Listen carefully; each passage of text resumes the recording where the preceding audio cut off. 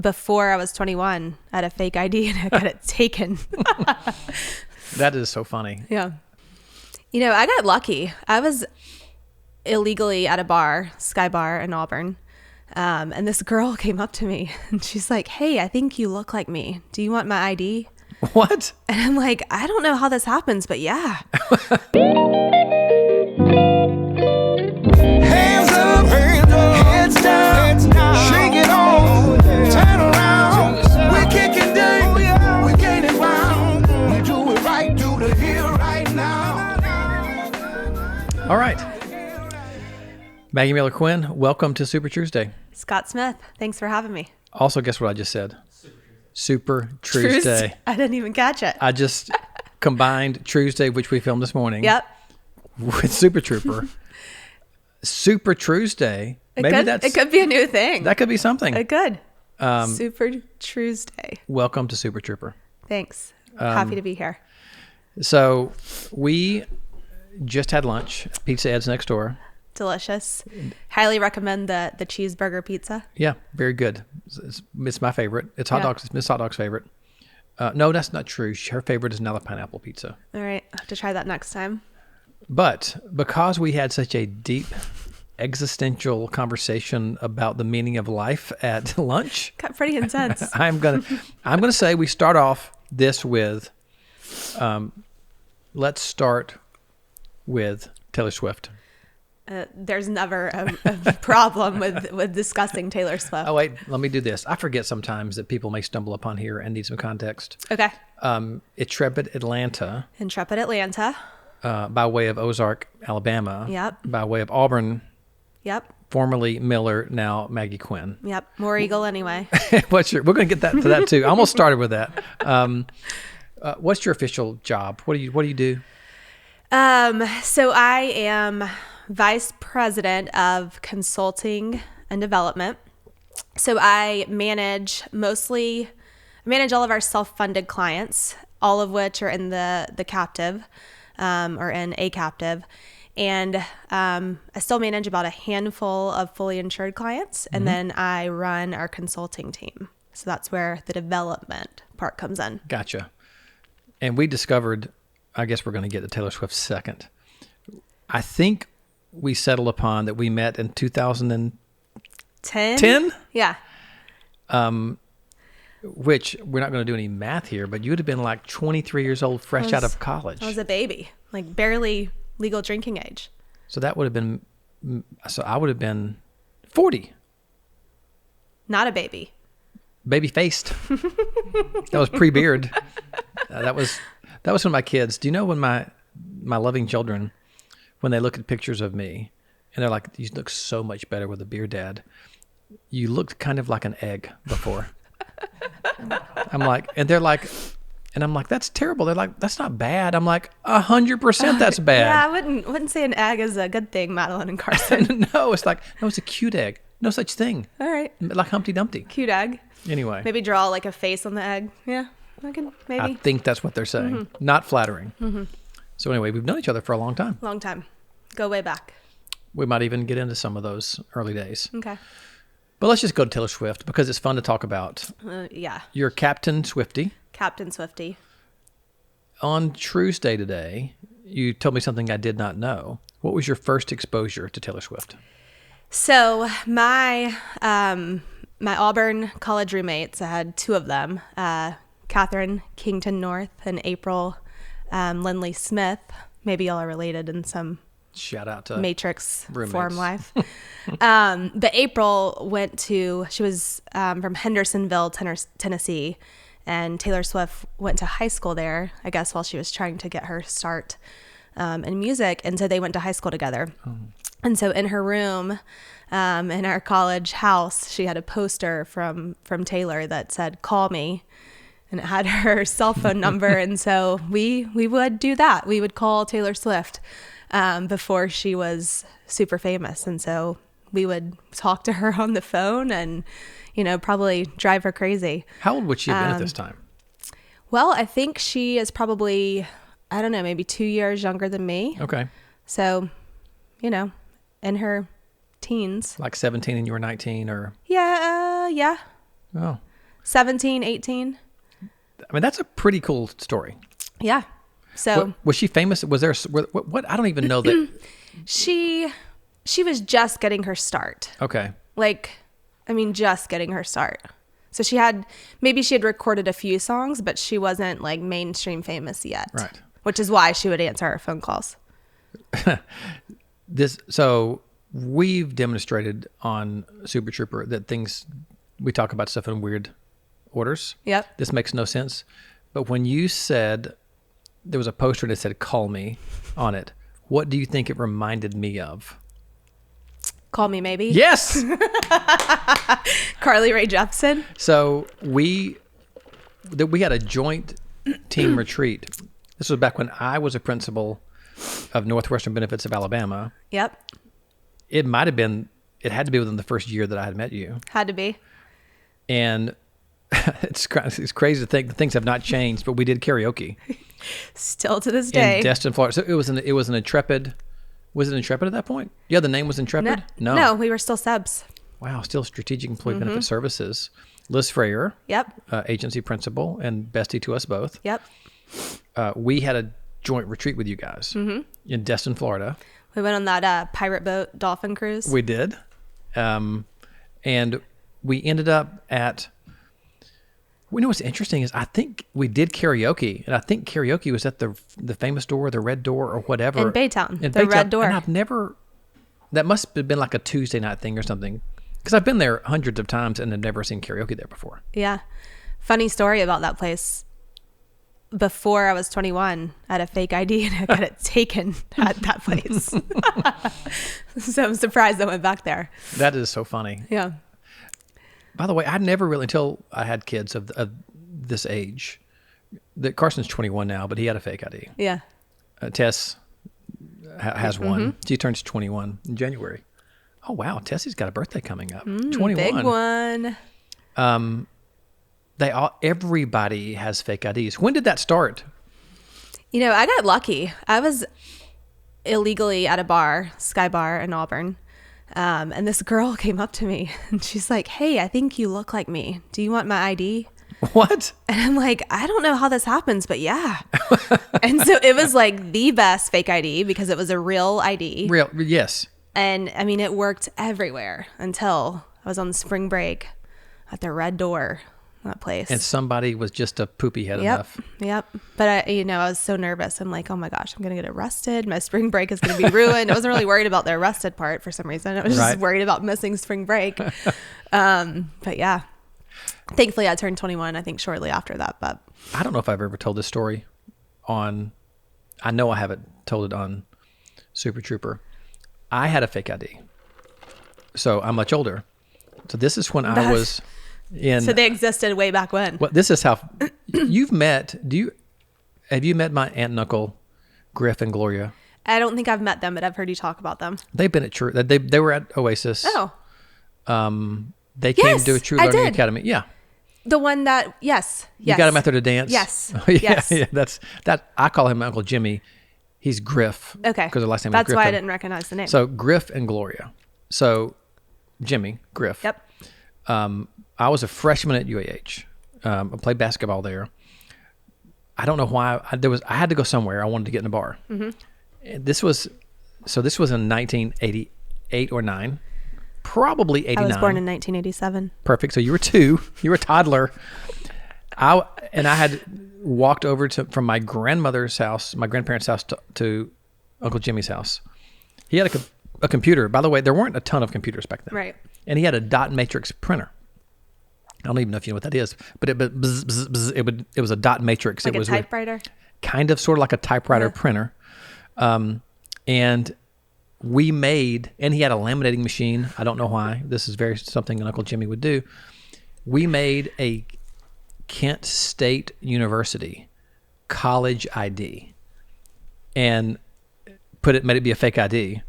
We made a logo. We took just an old school Bic felt tip pen, and the cap of it was shaped in a star, and we actually dipped it in ink and made like a logo and then glued it together.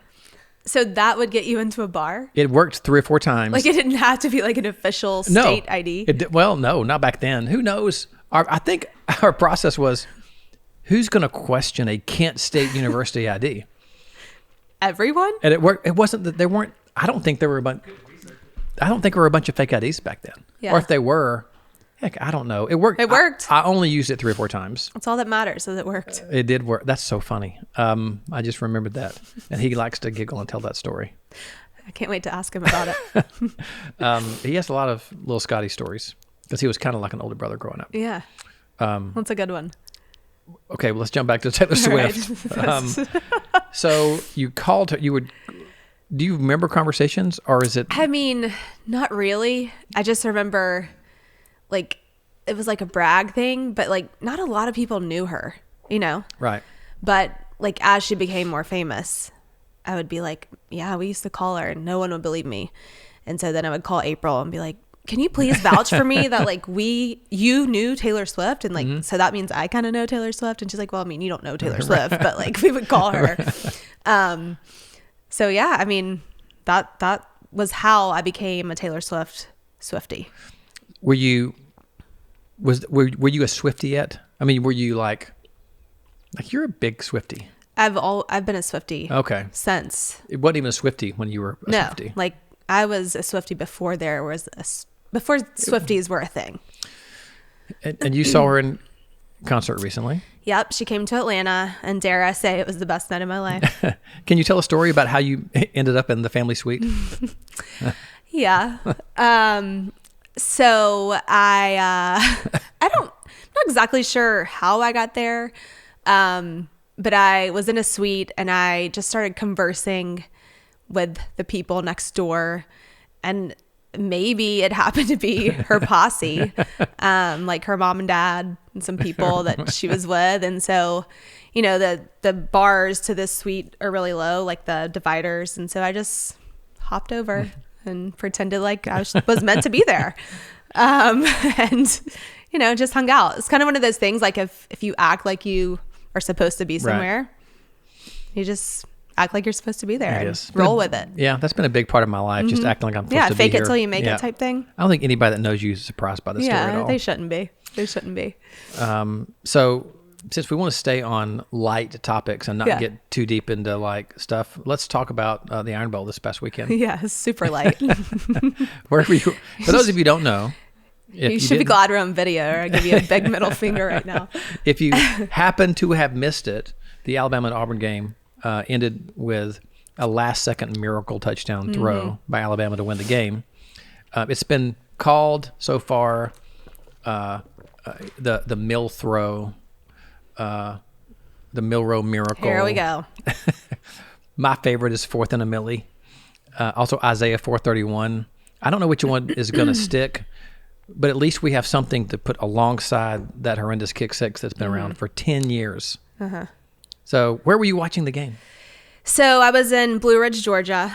We go to Thanksgiving. We do Thanksgiving week in Blue Ridge every year with my in-laws.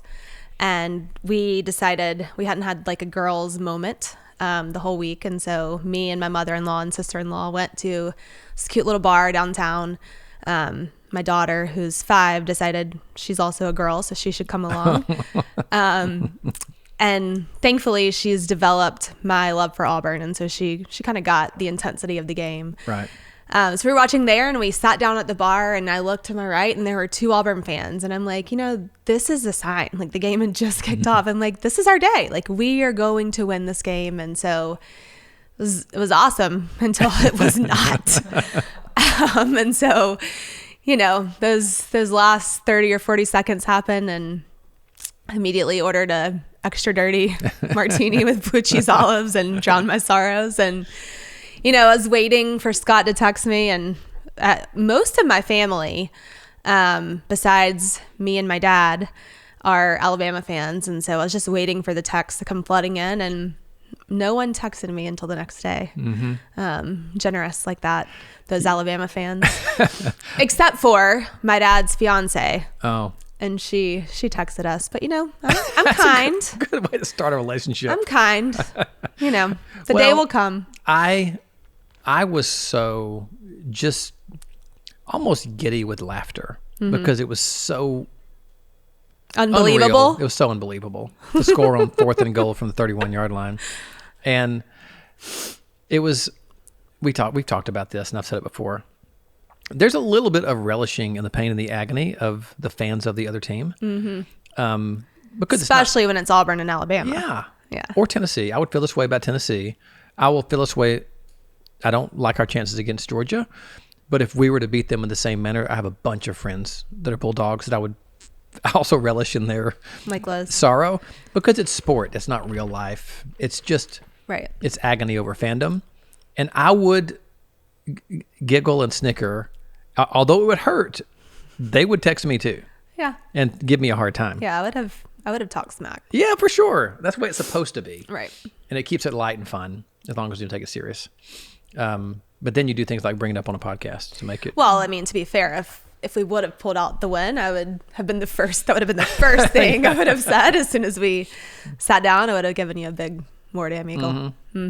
By the way, can I see your nails? You guys, so this is important to know. Like, if you ever see me without my nails done, like, do a wellness check. My son, who's 2.5, has never seen me without nail polish on, and he, for the last week, has been like, "Mommy, please go get your nails painted." So we went from Disney World to Thanksgiving, and it's tragic. I know. We were sitting down. We had dinner last night with Val, Mrs. Hot Dog. And you said, you were like, "Look at this." And Val was like, "Oh, I've never seen you." Never. And because Val's the same way. Yeah. And I was like, I don't think I would have noticed. And then you were like, "Well, you called Liz out one time." Yeah. And I forgot about that totally. I did call Liz Frey You out. did. But I think hers were extra ragged. They were pretty bad. She's like, "Can you believe Scott called me out?" I'm like, "Actually, yeah. You should make a trip to the nail salon." Well, I thought it would only be Yeah. kind to follow up the Iron Bowl comments with calling With out your another nails. bashing of Maggie. Yeah, this won't last another day. It's on the agenda tomorrow. Let's take it back to Ozark, Alabama. Okay. Where is Ozark? So most people will know Ozark. Well, when someone asks me where I'm from, I typically say Dothan, because especially if people are familiar with 30A, they will drive through Dothan to get to the beach. Especially, I live in Atlanta now, and so most people, you said you drive through Ozark from Guntersville. Yes. But Ozark is about 30 minutes north of Dothan, or about an hour south of Montgomery. And so it's a small little town in South Alabama. For those of you not familiar, 30A is a stretch of beach along the Florida Gulf Coast. Yep. With which is, you would say that's your happy place, right? Yeah. Yeah. And it's been mine for a long time too. It's where I don't want to tell too many people about it because now everybody in the world knows. It's so busy now. It's so busy. So you grew up, did you go to Ozark High School? Yes, Carroll High School. Carroll High School. In Ozark, Alabama. My sister, her family, and my mom and stepdad still live in Ozark, and my dad and his fiance live in Dothan now. So What's the mascot in Ozark? The Ozark what? Eagle. The Ozark Eagles. Carroll High Eagles. Carroll High Eagles. Yeah. Oh, there you go. Oh, this is perfect. Bringing it right on back to my roots. Now we're we're looking at the logo right now for those of you. Yeah. Now this is a brand new school. They redid the school after I left, so it was not this nice. And it's red. It's not crimson. That's a red color. That's red. Yeah. That's red. Yeah. Were you a cheerleader? I was not. No? I was not. I would have 100% seen you, bows in your hair, cheerleading. I never, you know why I never tried out for cheerleading is because, so I did dance my whole life, but I could never do a cartwheel. Like my mom put me in private lessons to learn how to do a cartwheel because she's like, you've got to learn how to do this. And so after my dance classes were over, I would stay for like an hour, once or twice a week, to try to learn how to do a cartwheel. I could never get it. I was a very chubby child. And so I was never able to try out for cheerleading because I think that was probably one of the criteria to just be a candidate. So I did dance and I played tennis. Oh yeah, we talked about tennis. Yep. Yep. What in general? Just what was life like growing up in Ozark, Alabama? Slow. Like, I don't know that I thought of it that way then. But now, it was slow. All of my family lived there. And so, we hung out with family a lot. I would say I had a simple, maybe is not the right word to describe it, but simple childhood. I have a sister who is 4 years younger than me. And then later in life, when I was in college, my dad had another daughter. So I have a half sister, but she wasn't born when I was growing up. Right. So in life it was good. It was just that small town vibe that I know you get because you're from a small town. But it was, I would walk to my grandparents' house. I would walk a lot of places that, you just aren't going to be able to do that. Right. My children will never experience. You're not going to send them out in East Cobb to walk a couple not, miles? Probably not. I would, ride my bike or walk. But yeah, I have a lot more appreciation for my childhood now than I ever did growing up. Did you always want to go to Auburn? Did you think about other schools? I did. So I always thought that I would probably go to Auburn, but I got really into tennis. I love tennis. And so there was a moment where I contemplated going to Huntington College in Montgomery. I was going to go on a tennis scholarship. And I went to tour it and I was, kind of like, maybe I could do this. And then it was really small. Yeah. And I'm like, I don't know. Yeah. I don't think I can do this. And so I went to Auburn. And, a lot of people from my hometown went to Auburn. And a part of me was like, maybe I don't want to go to Auburn. Maybe I want to do something totally different because I want to meet new people. I want to branch out. Not that I didn't enjoy those people. But I went to Auburn and kind of was on a mission to not hang out with the people right. That I went to high school with. And so my freshman year, I roomed with some girls from my high school that were my best friends kind of in high school, but kind of made it my mission to meet new people. Yep. So King Seville just did Super Trooper. Is King 40 or 40 something? How old is King? I don't know how old King is. I'm trying to think if you guys were He's there. older than, he said he got married really young and had kids young. Yeah. I was going to say his kids are much older than mine. Yeah, he's got to be 40 or ish. He's either going to feel really good or really bad about these comments. When, by the way, this is for the listeners. King Seville also works with a TRUEper agency as a producer consultant. Lives in Birmingham, but is one of the biggest Auburn fans I know. Huge. Yeah, you could even on Tuesday today. You could even tell, like, because I'm playfully jabbing, and he's like, "Oh, you beat a 6-6 Auburn team, like, congrats." I'm like, it doesn't even matter. It's just the fact the way it happened. I appreciate your fandom, King Seville. That was made me think. Carson. Carson, my son. Yep.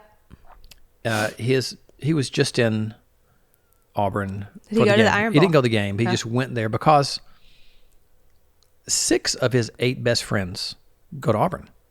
And they all live together, and they have their whole 4 years. They've all lived together. Wow. And Carson said, just like you, he was like, I'm not going to go there because I don't want it to be high school part 2. Mm-hmm. But yet he has the most fun. Like, it wouldn't surprise me if Carson were to come back and say, hey, I want to transfer to Auburn for my senior year. I don't think he will because he loves his friends. He's very contrarian like me. He just wants to make his own way, do his own thing, make his own decisions. And he loves Tuscaloosa. But he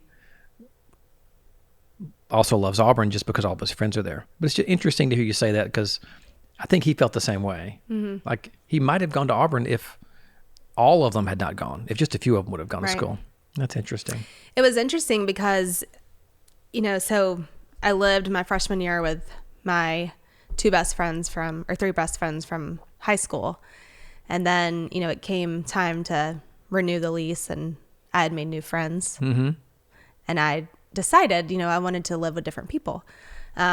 and I still wanted to be friends with my high school friends. Sure. I just wanted to try something new, and it created some friction. Yeah. And so I'm thankfully, like, time passed, and Yes. you know, People grow all up. of the things. Yeah. But it made for an interesting conversation and time and friendships. It's that age. Val's daughter Tess, I say our daughter Tess because she's very much like Yeah. a daughter to me now, is at the age in school in Tuscaloosa where girls are still mean. And boys are mean too.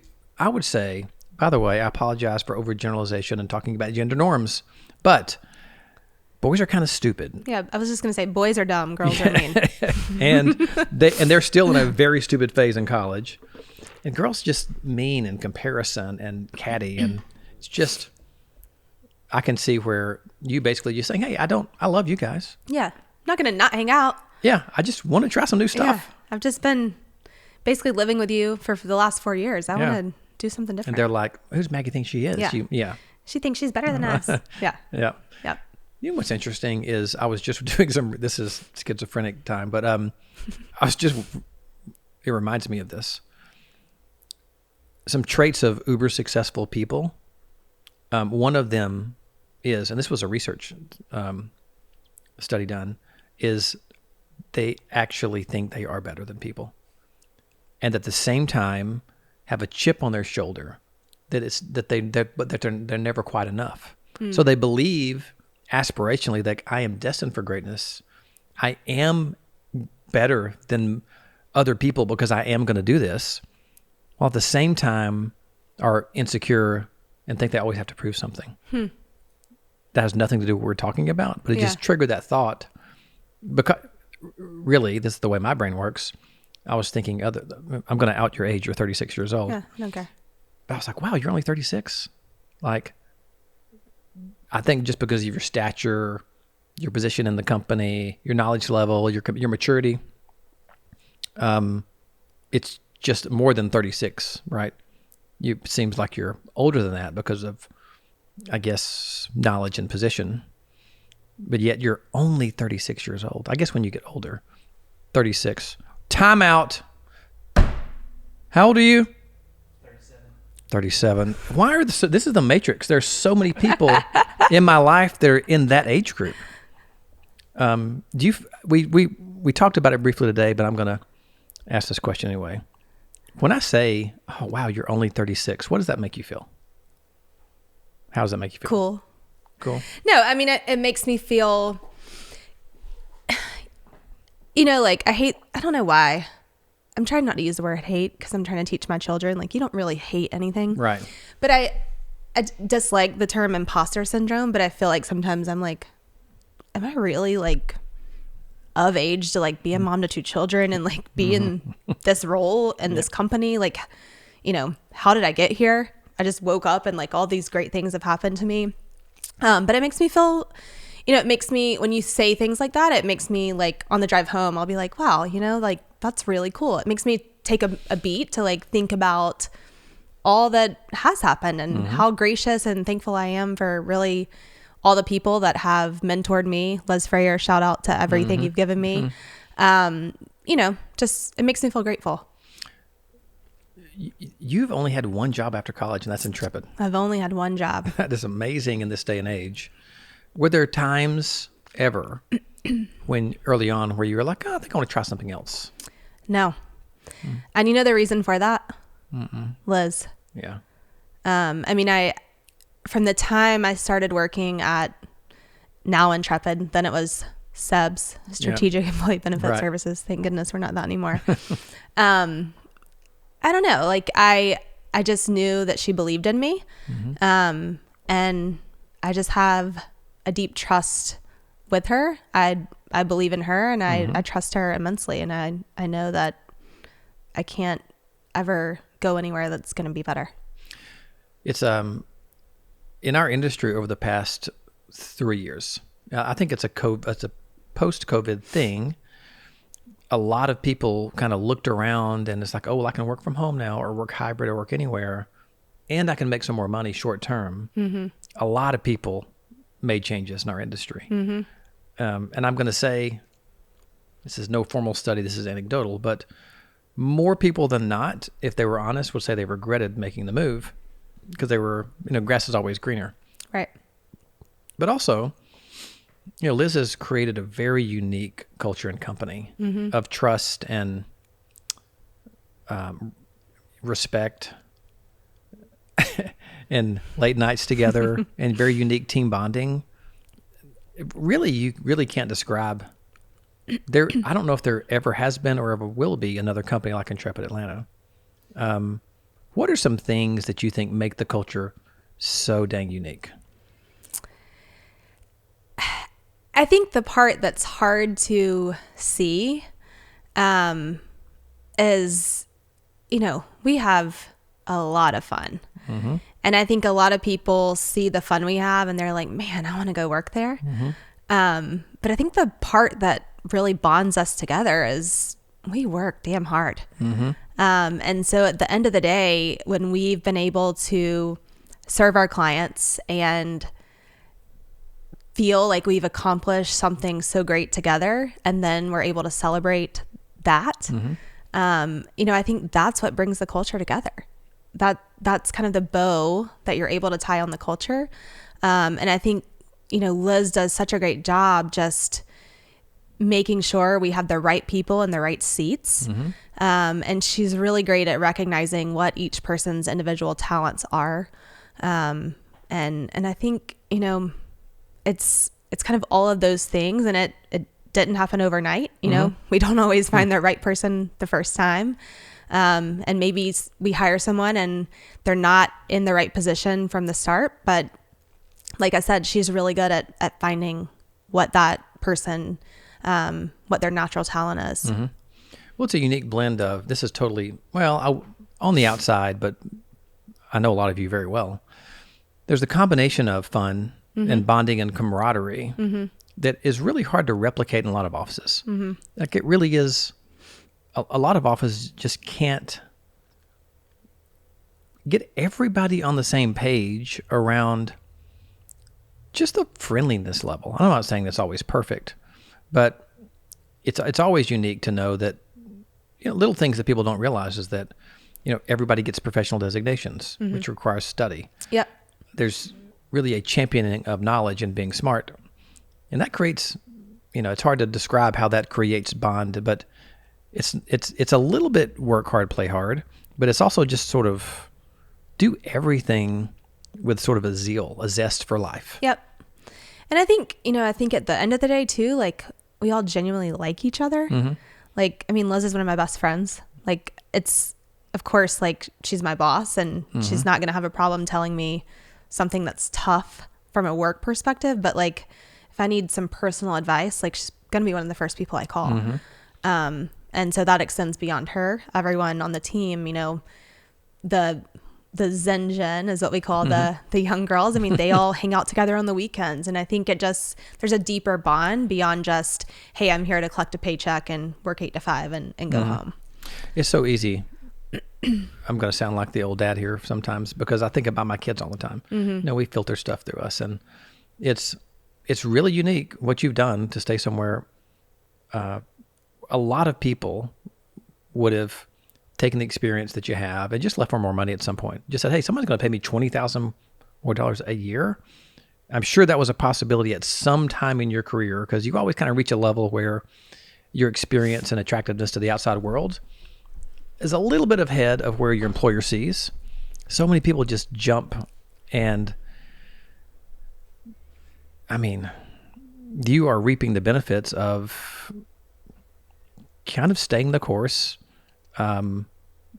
understanding kind of the culture, how culture is as important sometimes as a little bit extra money. Mm-hmm. I wonder how you can teach. We were talking about teaching our kids. Yeah. If you're talking to someone young in our industry and somebody came up to you and said, hey, I think I'm going to leave and go to USI or Gallagher or Lockton or somewhere, and they're going to pay me $15,000 more a year. And you didn't know them. Let's take the emotion out of it. What would you say to that consultant that's considering that jump? I think what I would say is it's kind of what you just said. Like you can probably always go somewhere else and make more money. Like that's just the reality. Someone's probably always going to be willing to pay you a little bit more. But the grass is probably not always greener. And I would really just evaluate, like, what all do you have today that you would not be okay if you had over here? And, you know, we at Intrepid, like, we have so many things, you know, I could rattle off a whole list of things that I guarantee you no other employer is going to provide for you. And so, you know, we had this conversation recently in our office, like, if money is it for you, like, maybe we do pay the most, maybe we don't, but like, yeah, you could probably go somewhere else and make more money. And so you have to decide for yourself, are all these other things, culture, the people, your work from home day, free diapers for a year when you have a baby, like all of these extras, like, is that important to you? Yep. Because those are the things that make us unique and make us us. And, you know, those are the things that, you know, are important to me. And at the end of the day, like, do you trust the leadership here? And do you believe in what we're doing? Because if you do, if you trust us and you believe in what we're doing, like, you're probably not going to find that somewhere else. It's hard to find that. Well, it's impossible to find, really. Liz has created, with you and the team now too, but it's such a unique work environment. It's impossible to replicate the Intrepid work environment. It really is. What do you mean? You don't think other places like have karaoke? Guests sing karaoke? I can go way beyond that. Do I think how many places trick a friend of theirs to come over, prepare a 2-hour presentation for a team meeting? That person, said a person is dead in traffic, worried that he's going to get there late and ruin their team retreat, gets there, delivers the 2-hour presentation. It was really good. Only to realize it's a complete sham to surprise me with a bachelor party. Do I think anybody else in America does that? No. No. But was it fun? Well, yeah, it was fun. Also, thank goodness I have a understanding hot dog, because... Well, thank goodness hot dog's best friend is Liz. Well, this is how... I don't know if I haven't even said the whole story sometimes. So when I went and put my backpack in my car in the parking deck, and then came back out in the building, and there's a big party bus blaring music, and all of you are standing in front of it, and I wish we had a picture we could show. And I can kind of see, like, there's a sign or something, people holding stuff, and then everybody starts cheering, like, woo! And I'm up on the steps, and I literally thought the presentation was not that good. Like, I did a good job, but I was really... then I was walking down the steps, and I was like, what is going on? And Liz like, it's your bachelor party, woo! And then gave me a hat. Yep. And the first thing I said with her, I was like, does Val know about this? And she said, oh, I thought I would ask for forgiveness rather than permission. That's and I was motto. like, oh, shit. I said, well, guess what we're doing? We're FaceTiming hot dog right now. Together. Oh. We kept it tame. Oh, for sure. Yeah. It was fun. And my brother came, which was fantastic. It was really a fun night. Yeah. But no. Would anybody do that? No, nobody else does that. Okay. I'm gonna get back on our... Well, let me just say, I'm super fortunate to have landed kind of by total accident at Intrepid. And I'm super grateful to Liz for all the opportunity. Well, I'm grateful that she's a friend, because through her I met you and Jessley and Courtney and everybody else, and Val and all our crazy Northwestern Mutual family tree. Crazy matrix tree. It's quite remarkable that got us here. All right, I'm going to jump back. We're in Auburn. I'm just guessing it was just 4.5 fabulous years. I mean, so much fun. So, funny story. Kind of funny, kind of embarrassing, but, you know, I'm on the other side of it. Right. So, my first semester at Auburn, like, I'm going to meet new people. I'm going to forge my own path. And I, like, just partied. I'm sure that's really hard to believe. And I never went to class. And I failed, like, literally, I think, 3 classes. Right. Well, I don't know if Auburn still has this, but when I was in school, they had what they called gaps, and you got 3 your whole tenure at Auburn. And so you basically got to forgive 3 classes that you failed, and it wouldn't count against your GPA. I've never heard of such. So I used all 3 my first semester in college. But I will never forget, I went home that Christmas and I like walk in the door for Christmas break and my parents are like, what in the hell has happened to you? Like I had gained like more than the freshman 15. Like it was awful. I had like dyed my hair like bleach blonde. I like pretended that I got my nose pierced, like, cause I was just like going for complete shock to my parents, I think. Anyway, I came back from Christmas break and like, oh, you really got to get it together. If you want to like stay at Auburn. So I got it together, graduated in 4.5 years, but yeah, I don't know if they still have gaps, but I've I'm never heard that. thankful for it. I know Carson Smith wished they had it at Tuscaloosa for sure. Here's another funny story. My freshman year at UH, I played basketball and, it wasn't like there was a big party scene at UH, but I was kind of on my own for the first time with the basketball team, lived my best life. And the first semester, I think my GPA was like 1.2 or something. It was bad. And the coach called a meeting. He said, hey, we've got 4 people who are on academic probation and I'm going to call you out and we got to meet afterwards. And he was like, there were 3 people and he said, Scott Smith. Scott? Like, he was like, what are you doing? Obviously, he knew I was smart enough not to have 1.2. I did the same thing. It was just, mine wasn't partying. It was just, Carson Smith is so much like me, it scares me to death sometimes. I just wasn't ready to be on my own and make myself go to class. Right. You just didn't want to go. They want to go. Yeah. Hanging out with older guys on the basketball team, going doing cool stuff. That was much more interesting. Yeah. That is a common, we all know people that have the same story. Yeah. So your first job is with Liz. How did you come to meet Liz Frayer? So I had Liz Frayer Thompson. Liz Frayer Thompson. So Auburn had this, I'm sure every school, job board posting. I had interviewed with like Aldi and they're like, you have to, you have to man the cashier. Like you got to do all these things. I interviewed with Enterprise Rent-A-Car. I'm like, I don't really want to like work Saturday and Sunday. Like I'm still like young and dumb. And so there was this job posting for a Northwestern Mutual financial rep. And at the time I was dating a guy who was a bit older than me who lived in Atlanta. And so my goal was to get to Atlanta. So whatever job I could get in Atlanta was what I was going for. So I interviewed and I'm like, I don't know if I can be like straight commission. Like I need to make some money. And so I was like, maybe this isn't for me. But thankfully the girl who interviewed me really liked me. And so she gave my resume to Liz. And so Liz calls me. I go in for an interview.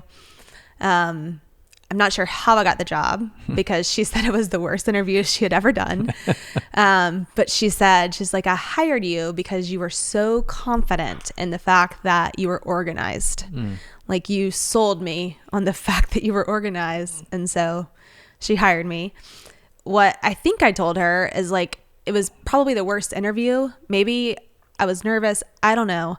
But there was a woman in the room who was the woman I would have been working with, no longer with us. And she just like had these bangs and they were over her face and she just looked at the floor the whole time. And so she made me super uncomfortable. I'm like, can you just look at me? Like, give me something.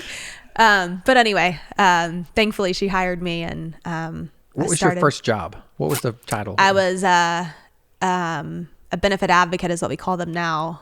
I think we called client service representative at the time. Right. So you were kind of taking phone calls from the employees. Yep. So I was frontline to the employees doing customer service essentially. What year was that? That was 2010, January 2010. What was the career path like since we're now 13 years in? So how did it go? How many years in each position and to the evolution of today? Yeah. So our team is structured a little differently now, but when I was in that role, we did customer service and we did kind of admin doing enrollments and terminations. So I did that maybe for about 3 years, and kind of during maybe the last year and a half of that, I would just ride with Liz to appointments. She was kind of still doing some consulting. And so I would just go with her in the car as much as I could. And that's really how I learned to become a consultant. And so as our client base grew, I started, just taking over some of those consultant duties from Liz, and then eventually, and not remembering the exact timeline, but eventually moved into that consultant role. And at the time, I would imagine that your first consulting role was all fully insured business. Yes. I think probably it was fully insured, mostly on the 50 to 100 life space. And then over time, I've moved into the 100 plus space. And then I think in maybe 2014 or 2015 is when we wrote our first captive group. Liz kind of led the charge on that, with me kind of behind the scenes learning.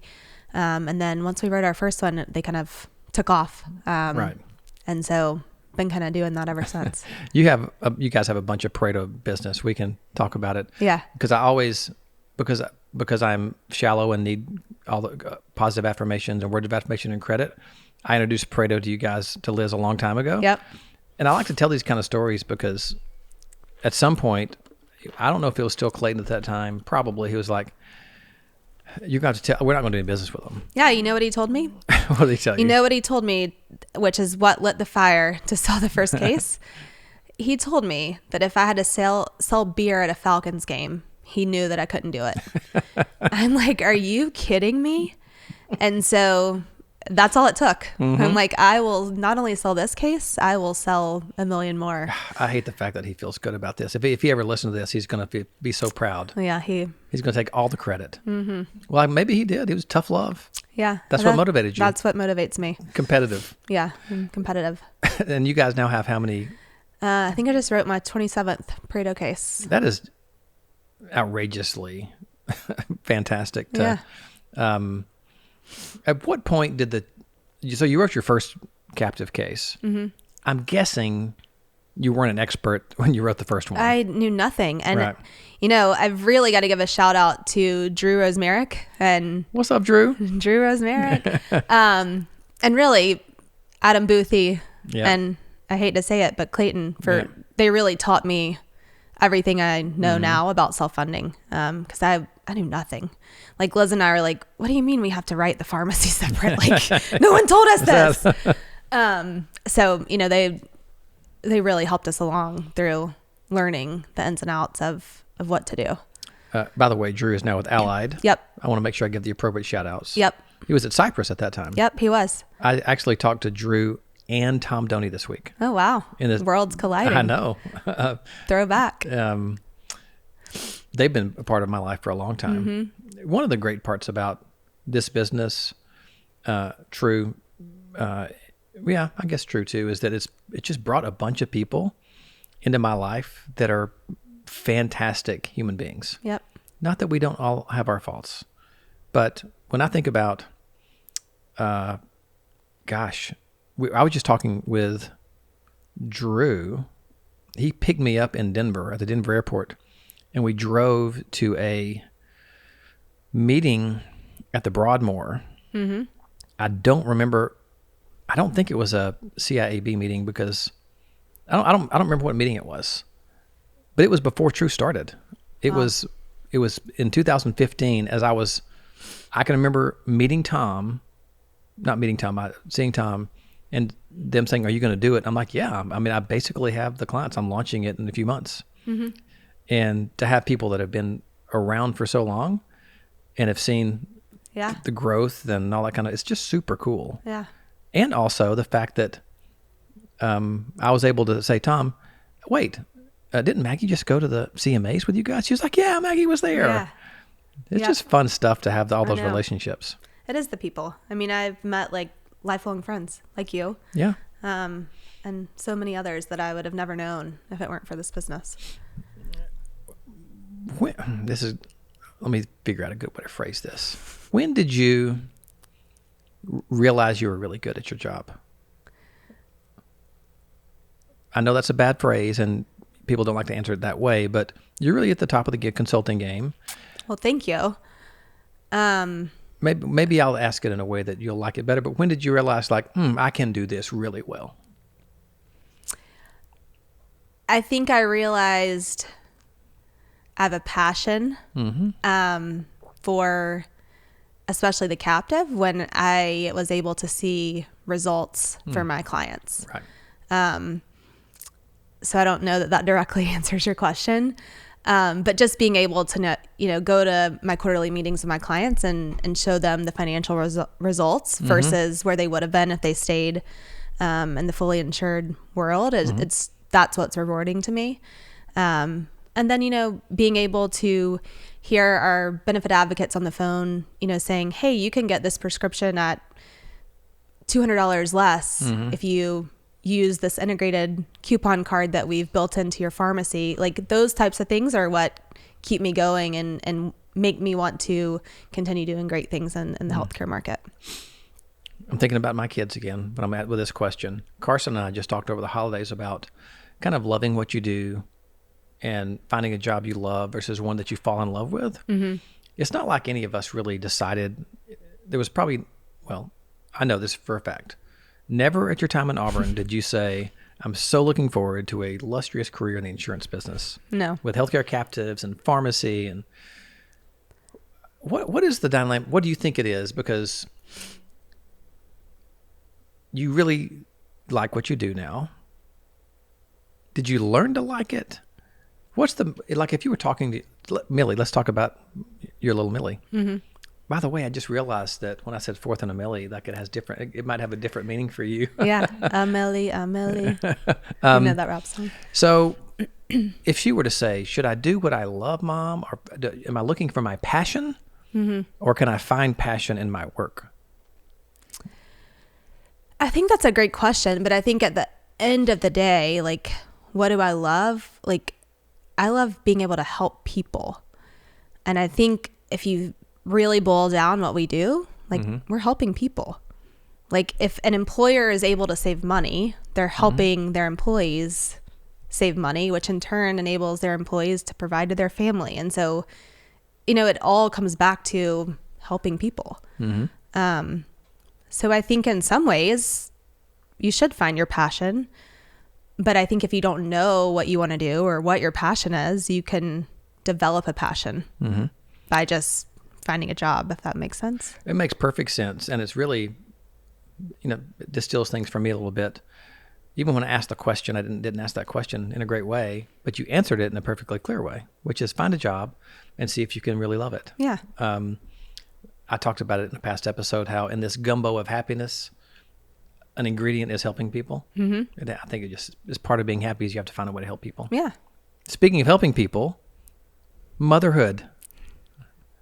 You have 2 children. So 5 and 1, 5 and 2. 5. So Millie turned 5 November 16th. Oh yeah, happy birthday. Yeah, happy birthday, Millie. She still thinks it's her birthday. And then Campbell is 2. He'll be 3 in February. 5 and almost 3. That's a busy. You live a very busy life because you're traveling and working a lot. And Ryan Quinn is working a lot. Yep. It's a busy stage of life. It is. I'm trying to think of like the way I would describe it. Like there's nothing, I said this to you earlier today, like how am I like old enough or responsible enough to like be entrusted with these 2 children? And it's like, I've always dreamt of being a mother. Growing up, like I was always the person that wanted to babysit and all of that. And I love being a mother. Like I love my children so much, but it's also like the most exhausting thing ever. And so I just spent 2 weeks straight with them. We did Disney, Thanksgiving, and like couldn't wait to send them to school on Monday. And so that's one of the things too, like why I think I love work so much is it makes me a better mother because I have my own thing going too. And I know that's not everyone. Some people love staying at home with their kids, and I think that's probably even harder of a job than what I believe that I do every day. But yeah, my kids are great. They're awesome. That's probably the greatest joys in my life is seeing them grow and seeing them happy. but it's a lot. There's a lot. Can we talk about the evolution of the Cookie Chronicles? Yeah, Cookie Friday Chronicles. Cookie Friday. Yeah. If it's because there's an Instagram site. What's the handle? At Cookie Friday Chronicles. At Cookie Friday Chronicles. Yeah. So just tell people that don't know what that is. So every Friday at my kids' school, they get a Cookie Friday, and there's like this big sign. It's like this whole thing. A lot of people think I personally get them cookies every Friday. I'm not that great. But it's like Friday mornings are a big deal in our house. And so there was a time where every Friday I would video Millie Cookie Friday, and it would be like, is she going to choose sprinkles or chocolate chip? And I would post it to my personal Instagram story. And I just got this overwhelming response that she needed her own Cookie Friday page. And so Cookie Friday Chronicles was born, and now Campbell has joined in on the fun. And so hopefully it'll be a good scrapbook for them to look back at someday, because clearly they have no other scrapbook. So this is at this school. Mm-hmm. How long will she be going to this school? So she will leave this school in August. So I've got to figure out something. So you're going to have to either provide a cookie, yeah, or discontinue Cookie just get Friday? Like a supply of Oreos or something. Oh, that's too easy. I think that's too easy. Jill Quinn, can you please bake cookies every Friday? I'm imagining a day where you keep it going somehow, and then... I mean, I think I have to. It's like tradition at this point. But this is going to happen because she's your daughter. Yeah. And we've already talked about she's contrarian like you. Yeah. Like, if you tell me not to do that, she's definitely going to do it. I'm going to do it. Yeah. She's going to come to you at some point and say, I'm not doing Cookie Friday anymore. I know. How's that going to make you feel? Relieved? Yeah, I'll probably like shed a tear because it'll be a sign of like she's growing up. Mm-hmm. But maybe a little relieved. You're right. Well, speaking of when you might be relieved, I heard a rumor that the elf on the shelf appeared at your house. The elf on the shelf is here. There are parents everywhere cringing at that. If you only know how many times that elf on the shelf is just going to be thrown in the Christmas tree. And let's be clear, like this elf on the shelf doesn't like have all the creative movements. It just kind of moves. It's just a companion. Yeah. It just moves a little bit. It doesn't have the kit where, the snow appears and all that. I did that one year and it was a lot. So we did that however many years were that happened with our kids, and it got to be just like a chore. I mean, and it's supposed to come on December 1st. No. Hell no. 25 days of that? Yeah, it's supposed to come on December 1st. I don't even remember what we did. Millie Quinn was insistent it was there the day we got home from the mountains. So that's like 5 days early. So it's 30 days of this elf. Have y'all done the elf thing? Ever? One time, well, 5. I can't imagine the chaos that would. Yeah, we have 2 elves now. Mrs. Frazzle and Chippy. Oh, Mrs. Frazzle. Mrs. Frazzle. And Chippy. Mm-hmm.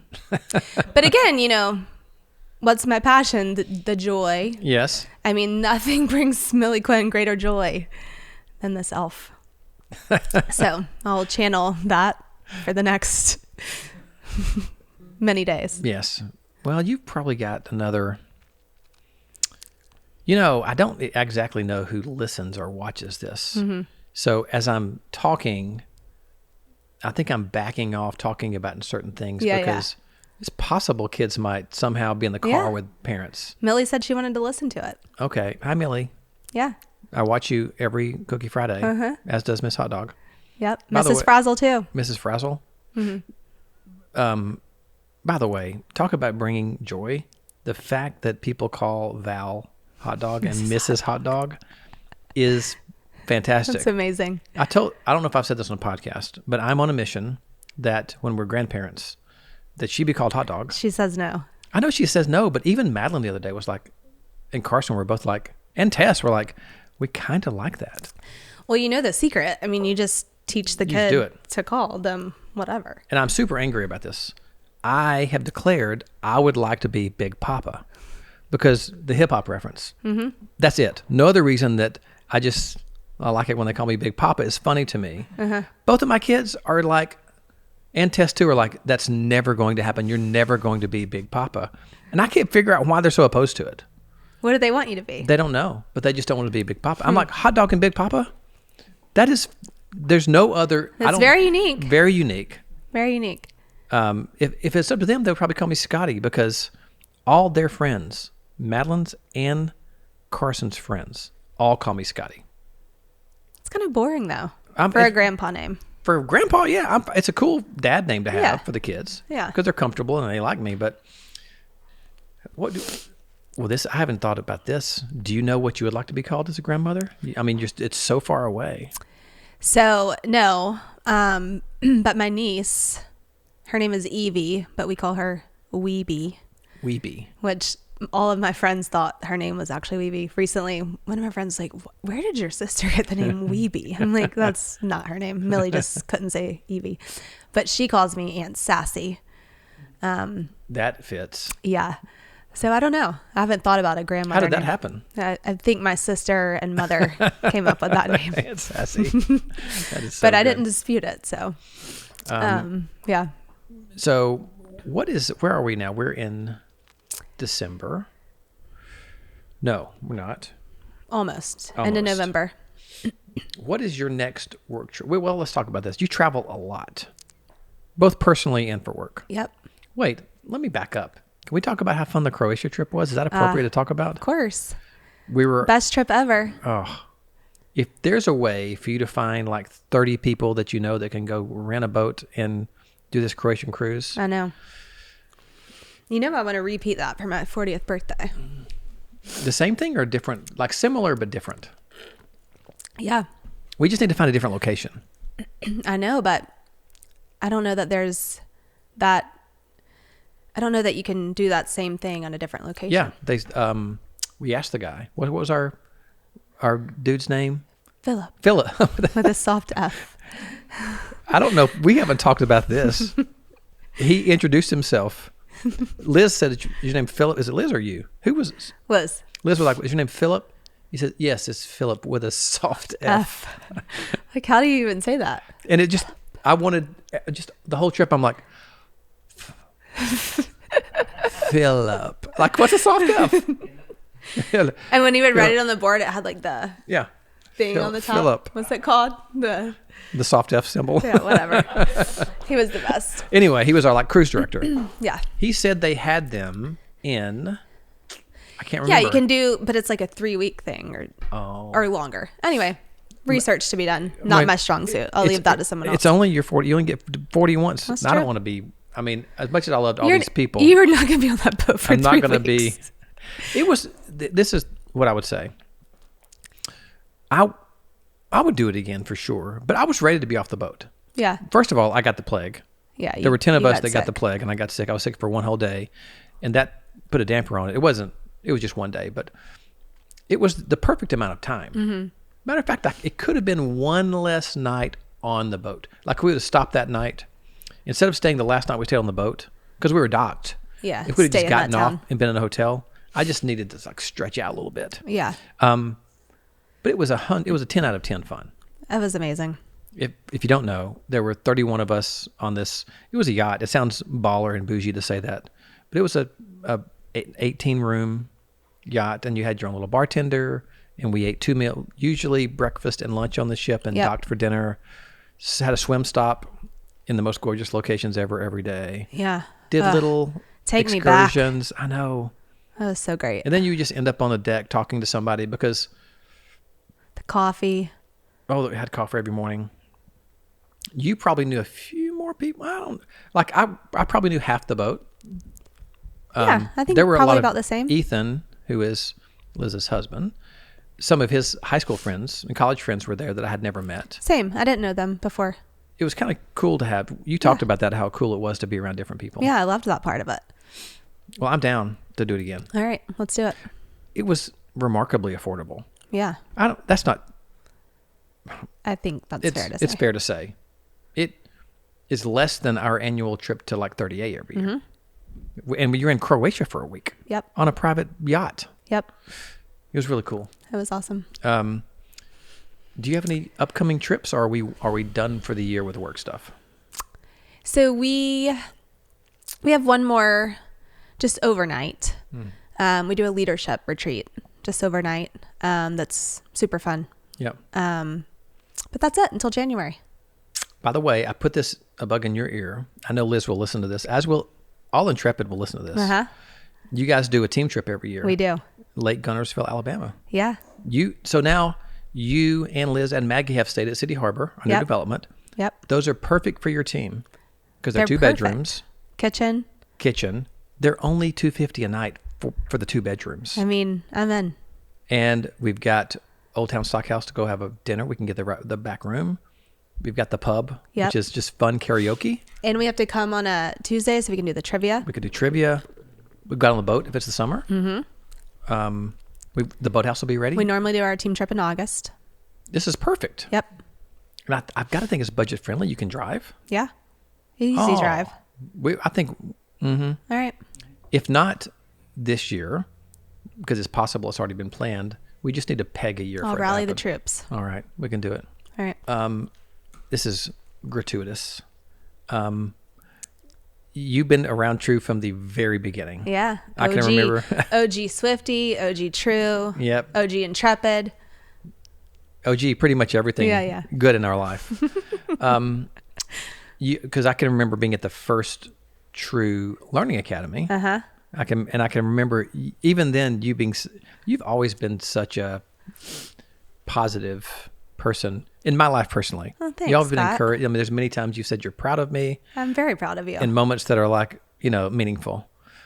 What's the True Network experience been like for you? Because we're friends, but you've also been a member, and you've seen it go from like very few people to a bunch of people. Mm-hmm. I want to ask this without doing any kind of leading question, just to say, really, from then till now, talk about the experience with True. So I think what I would say is from the beginning to now, just seeing the growth, like at every event, I learn more than I did at the last. And just the overwhelming amount of smart people in the room is probably the biggest takeaway from me every time. I just, we joked about this when we were in Chicago earlier this year, but when we were in that same ballroom and standing from the back and just seeing how much that had grown, it really brought tears to my eyes, just seeing how many people have trusted you and True to bring their agency into a network to help their agency be better and grow is just, it's really inspiring. It makes me proud to be one of the founding members of True. It makes me really proud of you and the team that you've built. And I think in general, I would just say I'm proud to be a part of it. It's really unique. I don't think there's anything else like it in our industry. And I'm really proud. Well, it makes me feel good because for several reasons. One, I think we get something you mentioned earlier about Intrepid, like everybody sees the fun and they don't realize how hard you guys are working to serve your clients. I think a lot of people see True and they just see the fun and they don't pay attention to the agenda, and they certainly don't know the agony, Britt can attest to this, that we go through to put together these agendas to try to make them so meaningful for everybody. Yeah. Because you want to we've really taken this sort of dive into personal development too, where we're having outside speakers in addition to peer presentations. And you're really trying to say, especially at True Learning Academy, we look at, I'm going deep into this, I didn't mean to, but okay, who's attending? We've got owners coming, we have consultants coming and account managers and salespeople. We've got a few operations people, and we've got some customer service / advocate people. And we put ourselves in every person's shoes and go through the agenda. And I'll literally say, go through the agenda like you're Maggie. Mm-hmm. And what's she going to do at every session? Right. Go through the agenda like you are Anna Kressel. What's Anna Kressel's last name now? Thompson. O'Connell. I'll just pick people. If you're Courtney Moore, operations, and then we'll be like, Courtney's not going to have much that here's 3 options, 2:30 on Tuesday. Like we go through that. And yes, we have the fun parties and everything. Right. But it was cool for me just to hear you say how it's helped you in your job, and you like to be around smart people, because that's the best part of it. Mm-hmm. Well, you thought I was going to say the parties, didn't you? Probably, yeah. Well, you guys are good at that. I've said before, Intrepid Atlanta, there's a nod to Intrepid Atlanta for being so inclusive. Like when there's a guest, Liz is always like, okay, who do you want us to love on this week? Who are we assigned to? And so you get them and you take them out all night, and it's so fun. Well, Maggie Miller Quinn, we're coming to the end of Super Trooper. As you know, because you've listened to most of them, I don't know how to wrap them up, except this is my crutch. You have a styrofoam cup over there from Pizza Heads. I have this. We always just do a cheers. Yeah, or we could do a War Eagle. Todd, hey. Cheers. Cheers. Thank you so much for having me. It's been a lot of fun. True love. Hey,